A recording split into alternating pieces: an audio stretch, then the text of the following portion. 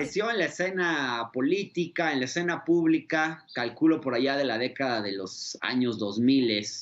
Fue muy crítico de la política que se hacía dentro del PAN. En ese entonces el partido estaba en el poder. Hoy, 20 años después y distanciado del PAN, del Partido Acción Nacional, Roberto Gil Suárez sigue desempeñando una voz crítica, tanto del gobierno actual, desde luego, como también de su propio partido. Para conocer un poco mejor su trayectoria, les dejo esta semblanza que preparó Pedro Bejarano. Roberto Gil Suárez se ha desempeñado como legislador, columnista y servidor público, siempre crítico de la realidad nacional, especialmente de su partido, el PAN. En su cuenta de Twitter asegura que siempre quiso ser escritor, pero que terminó de político.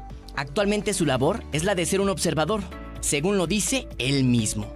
Formado en el Partido Acción Nacional, Gil Suárez ejerció la mayor parte de su carrera política entre el año 2000 y 2018, año en el que decidió separarse de la dirigencia panista por estar en desacuerdo principalmente con la política de alianzas rumbo a la presidencia de esos comicios. De 2006 a 2007 fue coordinador de asesores en la Secretaría de la Función Pública, a cargo del entonces secretario Germán Martínez Casares.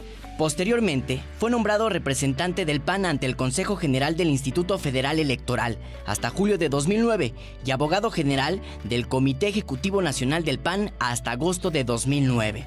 En 2009 fue electo diputado federal y un año después participó como candidato en las elecciones internas de 2010 para la presidencia del Partido Acción Nacional, contienda en la que se eligió a Gustavo Madero Muñoz.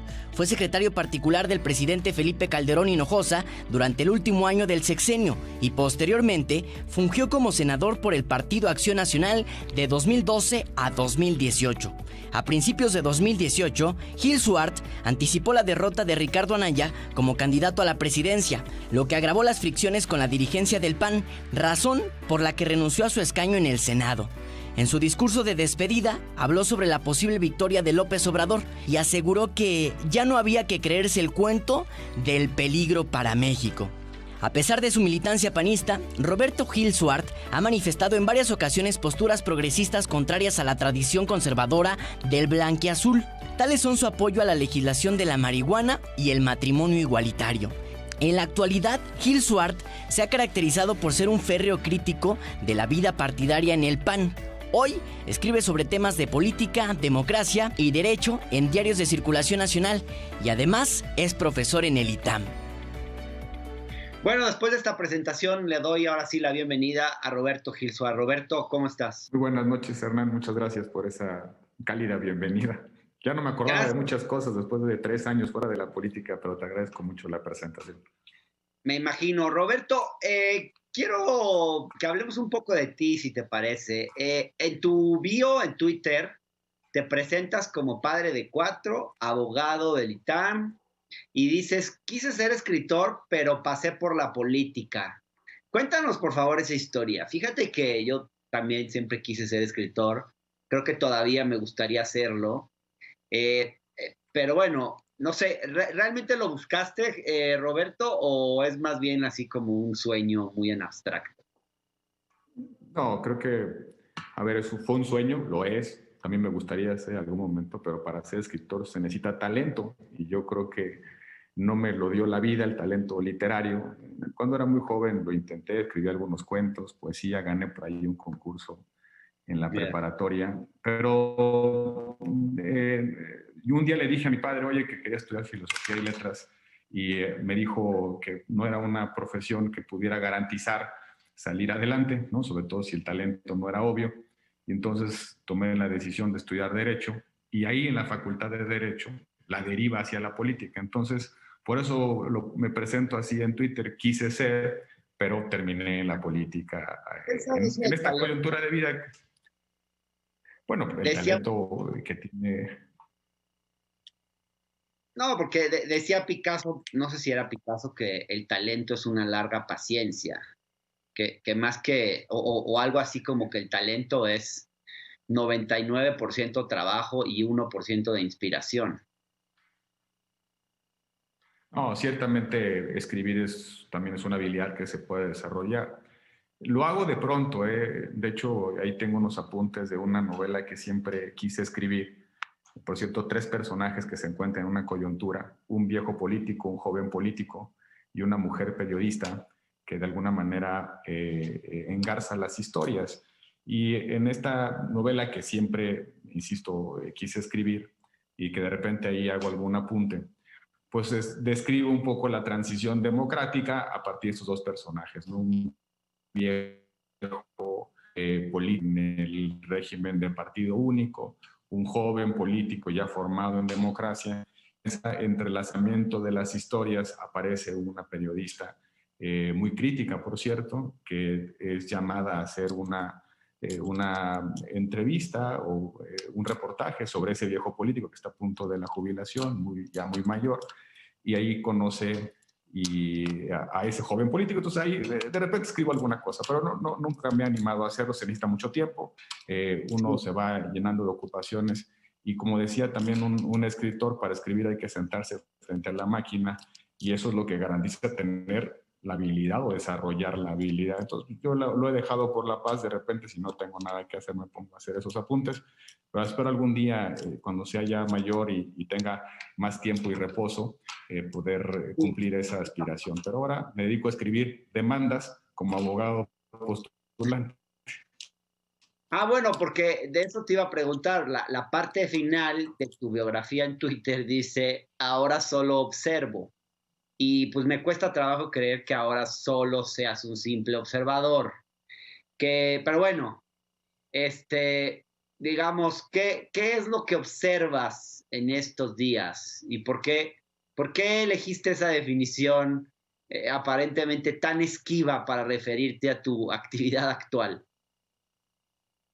Por 2 cosas, básicamente, Hernán. La primera es porque me decidí alejarme de la política. Lo sabes bien, hace ya 3 años tomé distancia de la actividad política partidaria y de servicio público. Eso no significa estar lejos de la política. Un ciudadano en democracia es parte de la política. Todos lo hacemos todos los días, cuando nos informamos, cuando opinamos, cuando tomamos una posición frente al voto, etcétera. Entonces ningún ciudadano en democracia se va de la política o se escapa de la política. Lo que sí es decide entrar o no a la política institucional, a los partidos, a los cargos públicos, a las administraciones. En ese sentido yo decidí no seguir en la vida política activa. Y cuando digo que observo, pues intento también desde una autocrítica, porque creo que mi generación también ha dejado mucho que desear. No logramos consolidar la expectativa que tenía la gente sobre la transición democrática, sobre todo cuando a nosotros nos tocó consolidar esa transición. Y de alguna manera también hay que pensarse a sí mismo, repensar la política, repensar también nuestra defensa de las instituciones, porque es muy fácil decir hay que crear un país de instituciones, pero si esas instituciones no le hacen sentido a la gente, pues ese discurso se vuelve hueco. Y esa distancia, yo la he... Sí. Perdóname que te detenga ahí. Hablabas de la transición y me parece interesante que menciones esto. ¿Cuál es la crítica que se debiera hacer de la transición? Porque yo veo mucha gente hoy defendiendo la transición casi como una cosa muy religiosa. Hay incluso los intelectuales defensores de la transición, los políticos defensores de la transición. Y claro que hay cosas que hay que preservar, pero falta mucha crítica a la transición. ¿Dónde te parece que habría que empezar esa crítica a la transición? Mira, Hernán, yo creo que la transición mexicana fue exitosa en términos comparativos. Si uno revisa lo que pasó en América Latina, no venimos de una ruptura constitucional, una ruptura violenta del orden político previo. Fue una transición que creó instituciones que le dieron estabilidad, paz social a nuestro país, que también lograron generar una economía razonablemente abierta, competitiva, que además provocó una tendencia de crecimiento y también fue exitosa en términos de sociales, porque el modelo institucional de la transición sí le otorgó al Estado mexicano la responsabilidad de hacerse cargo de los más vulnerables. Y ahí hay una evidencia contundente de ese esfuerzo social de las instituciones del Estado mexicano para poder compensar las desventajas en el punto de partida. Creo yo que desde ese punto de vista la transición fue exitosa. Un régimen que le apostó al pluralismo, un régimen que le apostó a las libertades, un régimen que le apostó a la división y equilibrio de poderes, un régimen que le apostó a la descentralización del poder en términos de federalismo, un régimen también que le apostó al método del entendimiento político, de las reformas consensuadas y graduales en materia política, en materia económica, etcétera. Pero también hay que decir que la transición no logró resolver, a mi juicio, dos problemas que hoy estamos viendo como una de las principales preocupaciones de la gente. Por un lado, la enorme desigualdad que se ha acumulado. Si bien México es más rico, México ha tenido una ruta de crecimiento, también es cierto que en los últimos años se ha agudizado la desigualdad. Y no me refiero a la desigualdad patrimonial, cuánto ingreso tiene la gente en el bolsillo, sino una desigualdad mucho más compleja, que es, hay personas que pueden salir adelante por sus propios méritos y hay personas que no pueden salir adelante, que tienen un techo que les permite poder procurar su plan de vida. El ascensor social de nuestro país, que supuestamente era una de las aspiraciones de la transición, no funcionó del todo bien, se atoró, se atascó, incluso te podría decir que el ascensor puede estar hasta roto como resultado, pues, de que no hicimos como prioridad la desigualdad en términos del consenso político. Y en segundo lugar, la, Roberto, además del tema de la desigualdad. la corrupción. Y creo que ahí es donde tenemos otro problema grave. Se dice que la democracia está acechada o amenazada. Las democracias son acechadas o amenazadas por la corrupción. Que la corrupción empieza justamente en las campañas, ¿no? Los candidatos, los partidos van y buscan dinero extralegal, algunos de intereses legítimos, otros de intereses no legítimos, y ahí se incuba la corrupción. Si bien nosotros hicimos muchas reformas para tratar de evitar la influencia del dinero extralegal, ahí está toda la institucionalidad de fiscalización electoral, también es cierto que no se logró. Y también hay una corrupción que tiene que ver con el desempeño del servicio público, con esta compenetración entre intereses privados y lo público, mejor dicho, la privatización de lo público, la captura de lo público.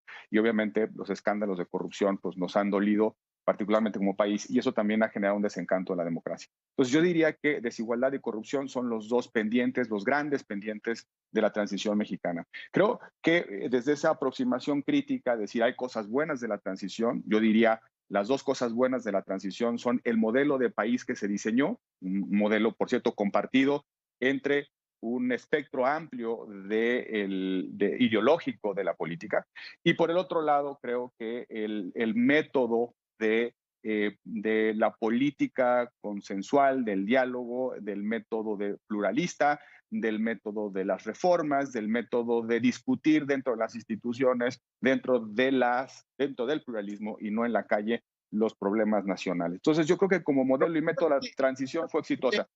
Hay problemas que creo que tenemos que corregir. Déjame ir un corte y seguimos conversando en un minuto, por favor. No se vayan.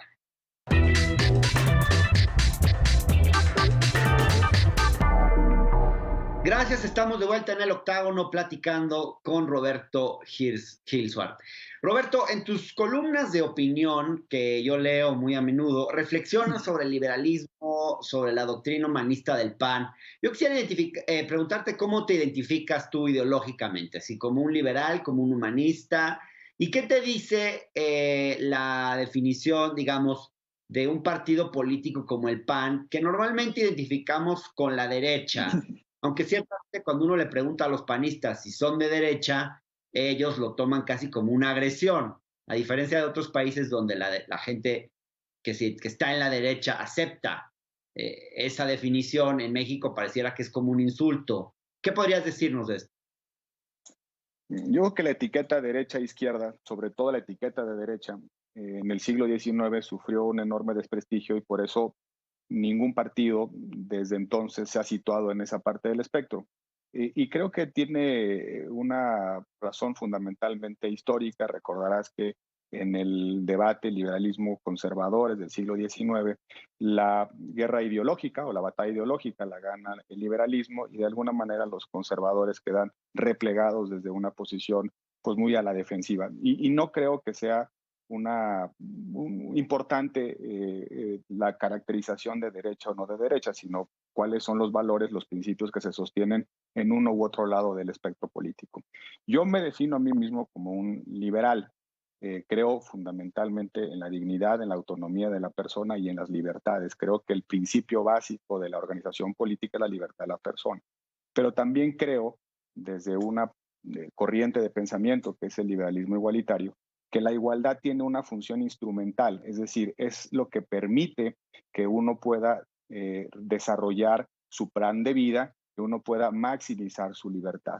Y creo que en eso, esa idea de la compatibilidad entre la libertad y la igualdad como fines de la organización política está en el corazón, en la médula del sistema de pensamiento del PAN. No hay riña, desde mi perspectiva, entre el pensamiento humanista y en el pensamiento liberal. Yo creo que también es una mala caricatura del PAN decir que somos mochos. El PAN también es un partido plural, ciertamente tiene una vena católica, como buena parte de nuestro país, es una vena que tiene que ver con la composición cultural de nuestra sociedad, pero también es cierto que nuestros principios de doctrina sí defienden la libertad y el propósito de la sociedad y de sus instituciones para alcanzar también la igualdad. Yo no veo una riña entre estas dos ideas. Claro, sin embargo, Roberto, tú tienes posturas, y lo veíamos en la cápsula, que no son necesariamente las del panista tradicional. Defendiste la iniciativa de Peña Nieto sobre matrimonio igualitario. Entiendo que has estado a favor de la regulación de la marihuana, que además tu partido votó en contra en la última decisión que se tomó en el Congreso al respecto. En ese sentido, ¿podrías decir que eres un panista con causas progresistas distintas a la de su partido? Hay muchos panistas que coinciden en esas agendas. También hubo votos a favor en esas discusiones. Y yo creo que si se toma en serio, si asumimos desde un punto de vista fuerte la libertad, uno puede también defender esas posiciones. Me explico. Si nosotros creemos que las personas son capaces, sobre todo los mayores de edad, son capaces de decidir su plan de vida y tomar sus propias decisiones, podríamos llegar a la conclusión de que no necesita una tutela del Estado para decidir si consume un determinado bien o no. Y además, si le aportas razones económicas, jurídicas, como por ejemplo que la prohibición de la marihuana genera un mercado negro, que genera a su vez muchos problemas sociales, violencia, mala calidad, adicciones, etcétera. Si además le agregamos los argumentos, digamos, pragmáticos de las consecuencias que ciertos modelos regulatorios tienen sobre las personas y sobre la sociedad, no es tan difícil llegar a esas posiciones. Ahora, también creo que el PAN se ha pluralizado también como resultado de un cambio generacional. Decía que es una mala caricatura ver al PAN como un partido mocho que está peleado con las minifaldas, que no quiere que la gente se bese en público, que no quiere que las personas puedan decidir a quién aman, con quién se casan, cuántos hijos tienen o si no tienen hijos, que estamos peleados con el divorcio. Yo creo que esa es una mala caricatura de nosotros, que tiene que ver, insisto, con una batalla que perdimos en cuanto a la defensa de lo que somos nosotros. Nosotros somos un partido que apuesta por la libertad, pero sobre todo que se define en la dignidad humana. Y la dignidad humana implica que nadie puede ser utilizado como un medio, sino que somos un fin en sí mismo y que el Estado, los otros, la sociedad, te debe generar los espacios para maximizar, para desarrollar esa dignidad. Eso está en nuestro sistema de pensamiento, no hay que irse mucho más lejos de eso. Pero también creo que hay que hacer un recordatorio, cierta pedagogía interna y externa de lo que el PAN piensa, de lo que el PAN ha procurado, ha dicho desde siempre, desde nuestra fundación. Manuel Gómez Morín era un liberal, ciertamente en lo económico, era un liberal en lo político y también tenía ciertas digamos, influencias del catolicismo imperante en las primeras décadas del siglo XX, pues normal. Ahora, también nuestras posiciones han ido evolucionando como consecuencia propiamente de la apertura cultural, de los cambios generacionales y de muchas cosas que le pasan a unos entornos sociales conforme avanza el tiempo, Hernán. Ahora, Roberto, ciertamente se puede decir que el PAN es un partido plural, pero lo mismo se puede decir de muchos otros partidos políticos.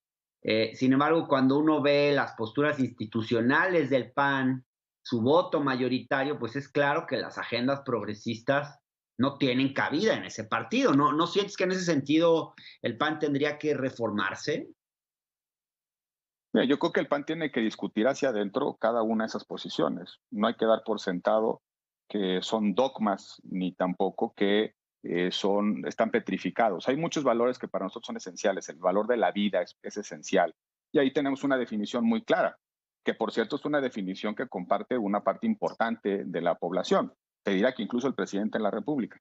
Pero, es decir, yo creo que no hay que caracterizar a los partidos en función de posiciones específicas. Aborto sí, eutanasia, aborto no, eutanasia sí, eutanasia no, marihuana sí, marihuana no. Y decir, bueno, derecha o izquierda. Yo creo que es mucho más compleja la anatomía ideológica de los partidos políticos. Dentro de Morena yo veo muchos líderes que tienen posiciones contra el aborto y otros que tienen posiciones a favor del aborto. Hay liberales en Morena, también hay muchos conservadores en lo económico, en lo social. En fin, yo creo que hay que pasar por la idea de que lo que defienden los partidos, el sistema de pensamiento que defienden los partidos, son verdades probables que se someten a la deliberación pública y, por supuesto, los veredictos democráticos. Y que esos sistemas de pensamientos no están esculpidos en piedra, que también tienen que ver propiamente con la fisonomía de la sociedad. Y por eso también puede haber posiciones cambiantes a lo largo del tiempo. Yo creo que el PAN tiene una posición fuerte que le implica el punto de partida en el diálogo político, y esa posición fuerte es dignidad humana, autonomía, libertad, solidaridad, subsidiariedad y, por supuesto, una defensa muy clara del valor de la vida. Y esa defensa de la vida la ponemos a discusión en la democracia y, por supuesto, también la sometemos al veredicto democrático. Roberto, te escucho haciendo una defensa muy firme del pensamiento, de la doctrina del PAN, pero tú, no te fuiste del partido, pero te has apartado. A diferencia de varios panistas como Felipe Calderón, Margarita Zavala o Javier Lozano, incluso Ernesto Cordero, que tuvieron fricciones con Anaya, tú decidiste seguir militando en el PAN. ¿Por qué seguiste militando? ¿Por qué no te fuiste?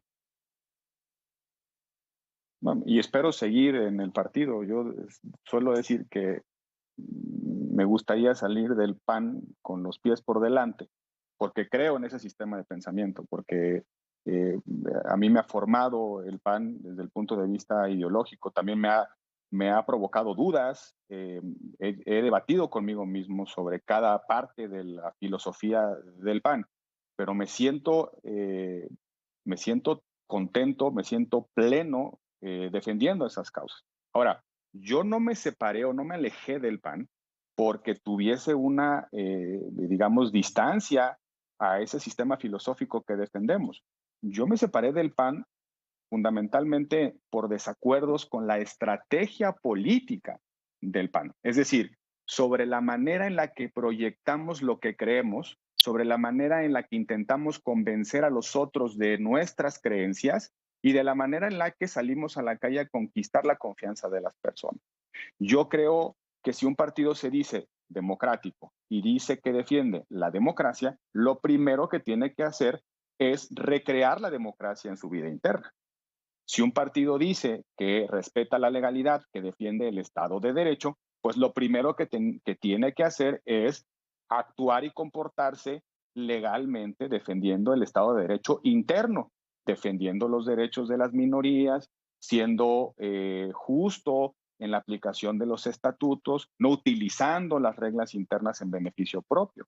Si un partido le dice a la sociedad que es capaz de gobernar y que quiere la confianza de la gente para gobernar, pues lo primero que tiene que hacer es demostrar que internamente es capaz de autogobernarse. Y yo justamente eso es lo que he defendido dentro del PAN. Me distancié de una manera de entender al PAN. Y esa manera de entender al PAN es la que implica el control de los padrones, el control de las dirigencias, el control de las candidaturas, la autodesignación de las candidaturas, como lo vimos en el 2018, atropellar los derechos de las militancias y sobre todo que por un apetito personal se destruya la unidad del PAN. Ahí está donde está mi distancia política. Sí, yo lo dije con toda claridad. Yo creo que Anaya tenía todo el derecho, toda la legitimidad de competir por la candidatura a la presidencia. Y lo dije en público y en privado. Pero lo tenía que hacer bien, no a costa de la unidad del PAN. Y lo tenía que hacer a través de un procedimiento democrático como ha sido nuestra rutina durante muchos años. Creo que su aspiración la debió de haber procesado por el cauce democrático interno. Y por supuesto también fui crítico de ese pegote de la alianza que se formó en 2018, que fue el Frente por México. ¿Por qué? Porque... Después de este corte, Roberto, precisamente de ese tema de la alianza y de la que se está perfilando ahora para esta elección. Pero si me permites, vamos a un corte. En un minuto estamos de vuelta. No se vayan. Vamos a hablar de esta alianza que se formó en 2018, el Frente, y de la que se está formando ahora para la elección de este año 2021. Ya volvemos.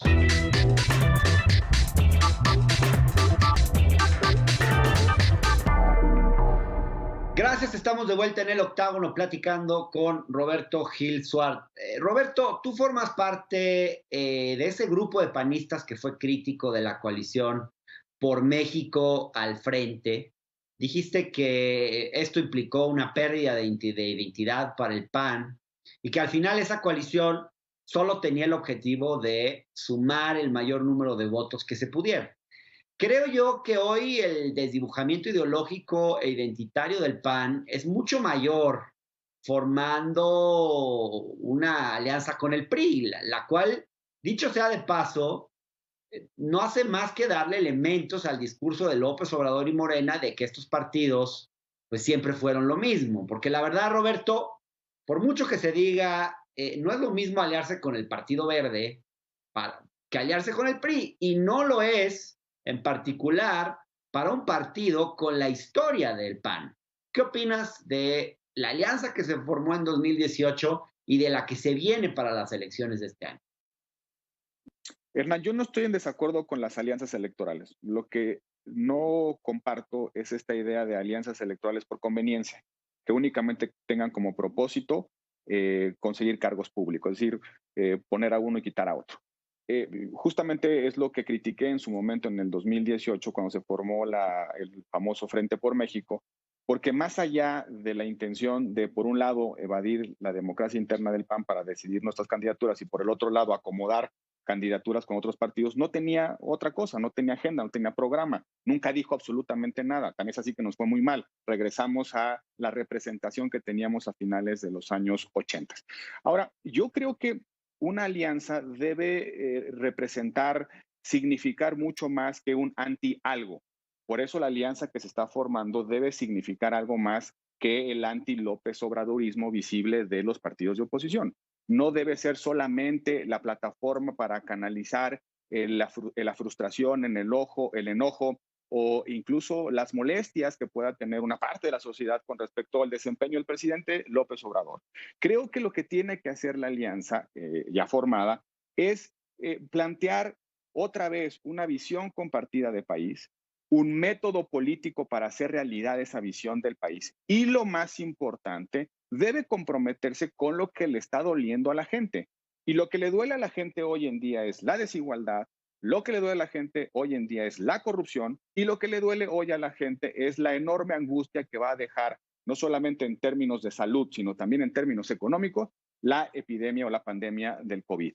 Creo que si la alianza le apuesta no solamente a juntar sus montoncitos, porque en política, Hernán, no es cierto que 14 más 13 más 5 te dé 32. En política eso no es cierto. Debe decir algo más, debe significar algo más, debe plantearle a la gente un propósito mayor que cambiar únicamente la configuración de la Cámara de Diputados. Por eso yo sigo insistiendo que mientras la alianza no tenga alma, se corre el riesgo de confirmar el argumento de López Obrador de que todos son iguales, que enfrente las oposiciones son simplemente lo mismo.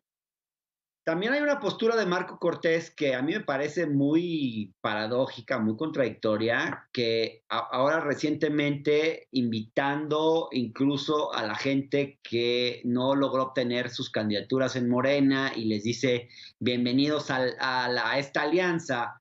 Digamos, ¿no es esto ya el extremo de lo que se puede convertir un partido cuando deja de tener agenda, principios y todo se vuelve pragmatismo político? Es otra vez, es digamos, la política del acomodo, ¿no? La política es únicamente pragmática. A ver, vamos a romper al de enfrente, o no, tráiganse a los que sobran, a los que no tuvieron oportunidades. No, yo creo que eso no debe ser, y lo he dicho en público y en privado.